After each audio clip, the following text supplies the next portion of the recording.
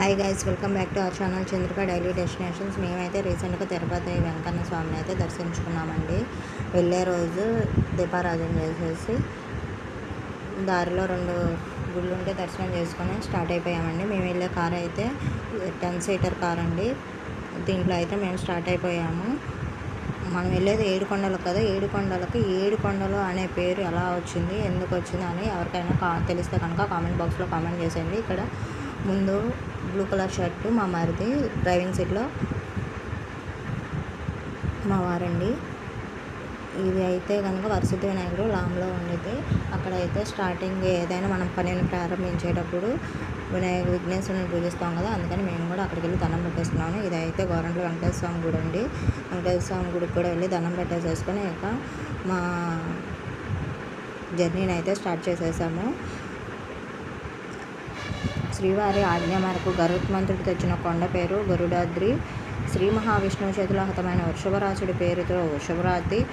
హనుమంతుని తల్లి అంజనీదేవి తపమారించిన కొండ పేరు అంజనాద్రి. ఆదిశేషుడి పేరుట శేషాద్రి. పాపాలను దహించే కొండగా వెంకటాద్రి. పుష్కరిణి తీరాన తపస్సు చేసిన భక్తుడు నారాయణ పేరుట నారాద్రి అని అలా పేర్లు వచ్చాయండి. అందుకే ఆయన్ని 7 కొండల స్వామి అని పిలుస్తారండి. ఒక్కొక్క కొండకు ఒక్కొక్క పేరు ఉంది కాబట్టి అందుకని ఆయన్ని 7 కొండల వెంకన్న స్వామి అని పిలుస్తారు. ఇక్కడైతే మేము లగేజ్ దించేసేసి స్కానింగ్ చేయించేసుకొని మొత్తం మళ్ళీ లగేజ్ అంతా ప్యాక్ చేసుకొని పైకి వెళ్ళిపోయామండి.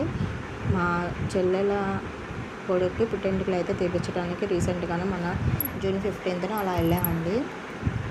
చూస్తున్నారు కదా, మళ్ళీ స్టార్ట్ అయిపోయాము కొండ మీదకైతే.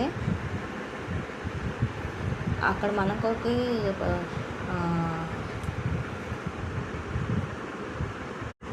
మనకు కొండపైన కూడా మాడ వీధుల్లో శేషాద్రి, వృషభాద్రి, అంజనాద్రి అనే పేర్లు కూడా చూస్తూ ఉంటామండి.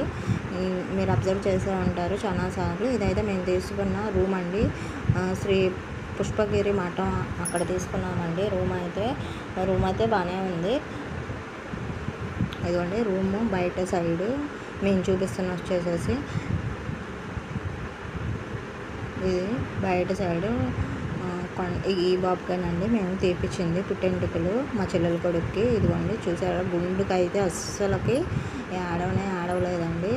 బాగా కూర్చున్నాడు వాడికైతే హ్యాట్సాప్ చెప్పుకోవచ్చు. అసలు ఆడవని కూడా ఆడవలో క్విక్ మళ్ళీ కైక్ మళ్ళీ బాగా ఉన్నాడు. గుండె ఇలా కూడా చేయించుకుంటారా అని అనిపించింది. అలా ఉన్నాడు వాడు. ఇంక మళ్ళీ మేమైతే కిందకైతే దిగేసామండి. మన ఛానల్ని ఎవరైనా సబ్స్క్రైబ్ చేసుకోకపోతే సబ్స్క్రైబ్ చేసుకోండి.